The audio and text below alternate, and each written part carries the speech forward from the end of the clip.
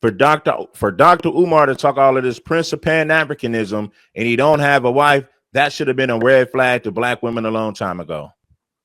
Why did you go public? How come you didn't do it behind closed doors? Oh, you did it publicly because you're looking for some type of attention. You're looking for some type of fame and notoriety. If that wasn't the case, you would have hollered at Dr. Umar in private and settled these family matters behind closed doors, not on the damn internet. I see right through this bullshit. I see right through all this bullshit, man. Why are you coming to the internet with this? I already tried to get in contact with him. He shut me down and ignored me. What else I've been seeing? Oh, you trying to tear down Dr. Umar? No, I'm not. He tore himself down by not building a relationship with his own daughter. What's another question I saw? It's a bunch of questions I seen, but y'all don't know nothing. That's my dad. I have the right. And that's my sister. I have the right. Now, this is where I'm gonna hold Dr. Umar's feet to the fire, man. Hey, Dr. Umar, man, I gotta holler at you real quick. I gotta pull you to the side, Dr. Umar. You got 2 baby mothers. You didn't marry neither one of them, right? And you didn't marry these women for good reason, right? You can't get along with them. You can't settle your differences, right? But you want to tell black men that they should be married, and you know the type of women they're dealing with out here. You've dealt with multiple black women and ain't married none of them. And I'm not saying everything is their fault, but I'd be damned if you don't see the same things that we see. So you're going to tell black men to marry a group of women that you don't even want to marry. Good. He's mastered the art of making black women feel good. That's why they ain't got no problem giving up their money. Dr. Umar knows if you make the black woman feel good, you stroke her ego, you tell her she's the queen of civilization, the mother of all gods, she will open up her purse and give her money to you. Dr. Umar has figured that out a long time ago, and he's been running cold game, Jack. Reel it in rap. The queens of civilization, the mother of all gods. That nigga Dr. Umar is a great talker. That nigga Dr. Umar is a great finesser. Dr. Umar didn't want to marry neither one of his baby mothers for whatever reason. The kind of women he can get now are 10 times better than the baby mothers, than the women that he had children with. Can we at least agree on that? Can we at least agree on that? The caliber of women that Dr. Umar can get now are 10 times better than the women that he had in the past. And Dr. Umar, the Prince of Pan-Africanism, wants some of that beauty. He's looking for youth and beauty. He's not looking to deal with these older, bitter women. He's looking for youth and beauty. He don't want to deal with old, bitter, damaged women. He doesn't have to. He has too much money, fame, and recognition to deal with the women that he used to deal with 20-something years ago. He ain't got to deal with women like that no more. He ain't got to deal with women like that no more. Not saying that the younger women ain't flawed, but if you have your pick of the litter, you have fame and money, you're gonna get some of the best women that money could buy.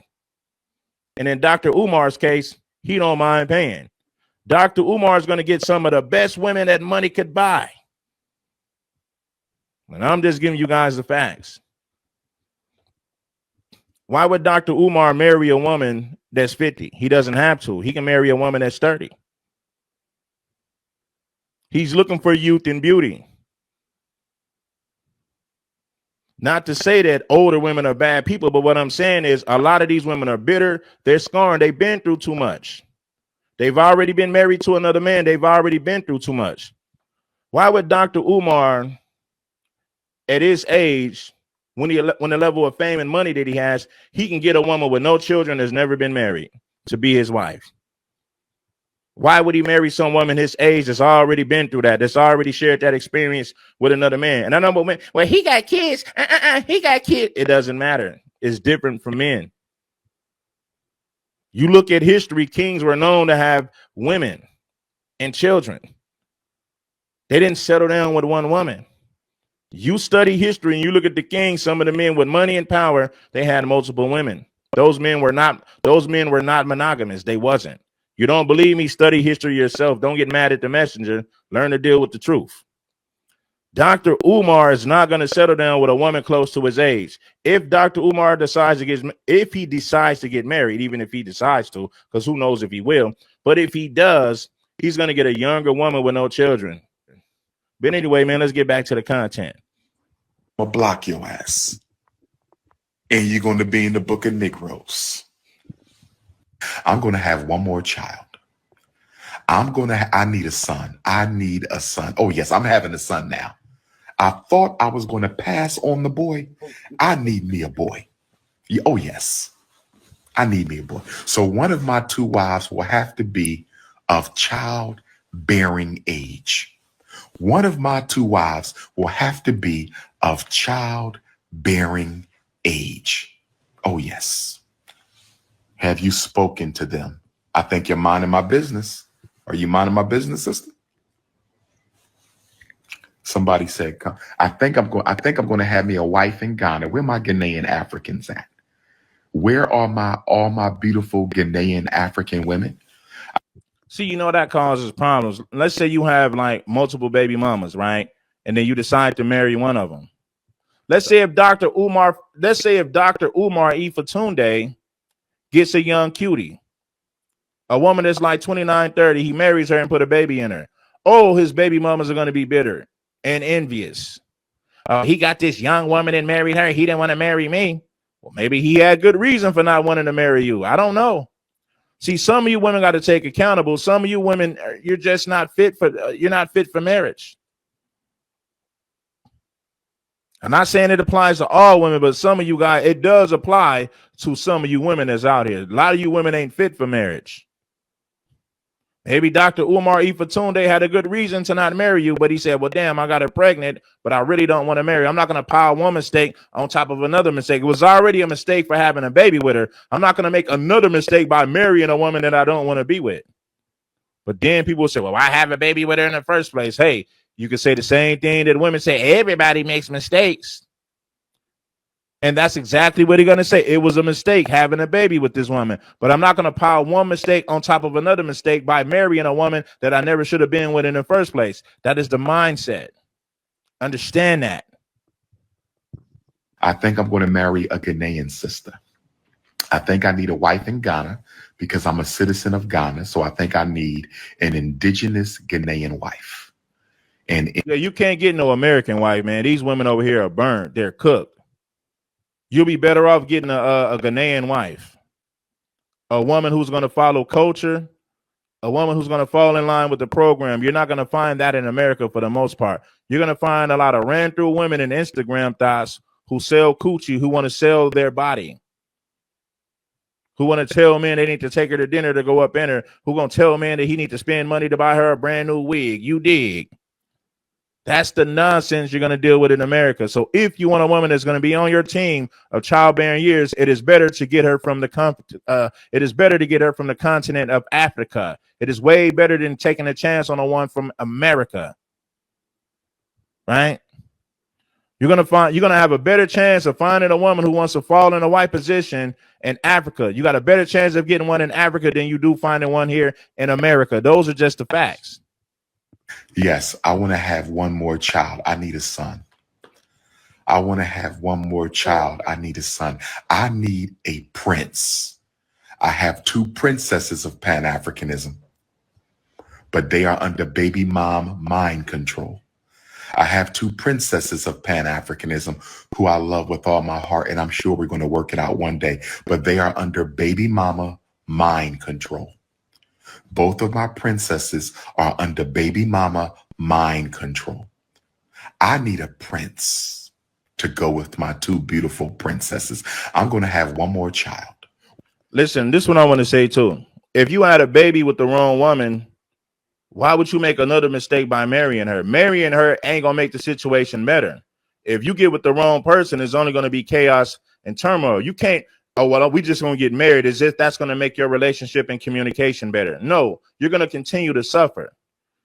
Once you have a baby with the wrong woman, all you can do is move on from there. You can't correct the mistake by marrying a woman that you never should have been with in the first place. You can't make one mistake, then pile another mistake on top of the mistake that you made in the beginning. That makes no sense. Some people are not fit to be with each other. Marrying her will not save that relationship. It's only going to make things worse because now you have an obligation. You done signed a government contract to be with a woman that you can't even get along with. And why would you pile one mistake on top of another mistake? Well, you had a baby with her. You should just marry her. Well, okay, I get what you're saying in a perfect world, right? But the reality of it is this. A lot of people, I've seen a lot of people do that. Well, I'm going to marry her because I got her pregnant. You didn't get along with the broad in the first place. Y'all had no damn business even having sex with each other to even create no damn baby. You can't marry the wrong woman and think that marriage is going to fix the relationship. You guys are not meant to be with one another. Marriage cannot heal that broken situation. Why? When you don't have a relationship with your child, right? But you're paying child support. A lot of the times, most of the times, the child harbors hatred for their father based on the fact that their mother has hatred for the father. So the children carry the same feelings towards the father, and they get it from their mother. So a lot of men get to this point. They're saying, I don't have a relationship with my kid. I have no influence over my kid. My kid ain't nothing but a bill. You have no influence when it comes to how they're being raised. You don't have a relationship with the kid based on whatever you and the mother has went through. She planted seeds in the kid's mind. Now the kid don't like you because the mother doesn't like you. You're dealing with that. And now you got to pay child support. So now you're paying child support for a kid that you can't even raise. You're paying child support for a kid that's not even influenced by you. So you start to look at that kid like a bill. Your kid becomes a bill. No relationship, nothing attached to it. The kid ain't nothing but a bill. The same way you look at that light bill when it comes, the same way you look at that gas bill, those ain't nothing but bills. There's no emotional attachment to it. So your kids become the same way. So you begin to resent the mother, the child. You begin to say, damn, I wish I never would have met this broad. And a lot of men walk away. They don't want to deal with the situation. Oh, you should stay there. You should fight for your relationship. You should fight for this. Why do I need to fight to have a simple relationship with my child? Why does my child need to become a bill? Why do I need to go through all this stress just to have a simple relationship with my kid? So when a lot of times that's the case. So a lot of men just walk away. It's too stressful to deal with. Black men are dying early. It's too stressful to deal with, right? And then another thing that these women don't want to talk about, they want to say all this about the man. A lot of times the men don't even be the fathers of these children. I checked the percentages of women who get DNA tests done on their children to see who the father is. I believe it was close to 50-something%. It was close to 50%.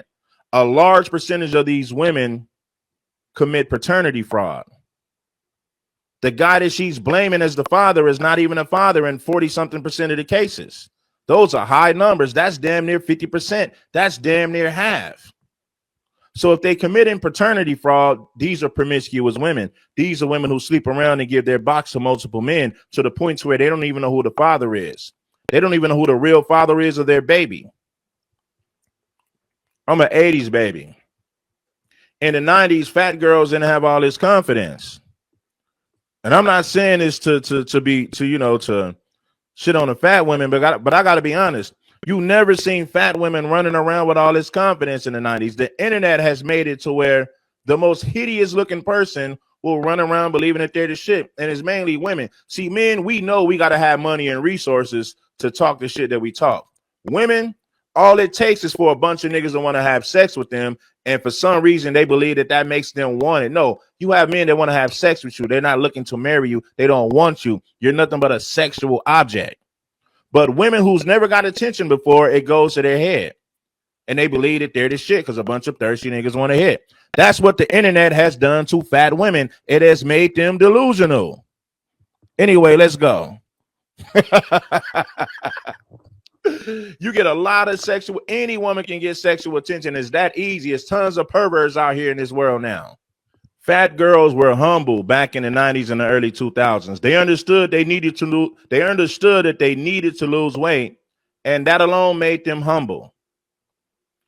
What you see now is a bunch of sassy fat girls who feel, I ain't got to lose weight to get a man. It's tons of niggas who want this, right? And that becomes their mentality, unfortunately. That's why there's so many women running around at 300 plus pounds who believe they're beautiful, who believe that they are sexy, and you can't tell them nothing. And their self-esteem is only based on the fact that niggas want to sleep with them. It's only based on the fact that you have a lot of men who will still sleep with them. So their self-esteem comes from sexuality. It doesn't come from authentic beauty. Now, if somebody wanted me to address the thing with the weight with women, what I said was back in the 90s and the 2000s, fat women were humble because they understood they needed to lose weight. Even if men were willing to sleep with them, they still understood that they needed to lose weight, and that alone made them more humble. What you have today in 2025 is a bunch of fat, obese women running around like they're the shit because a bunch of thirsty niggas want to hit. Their self-esteem is too high for a fat woman. But that's what happens with the internet. It creates delusional people.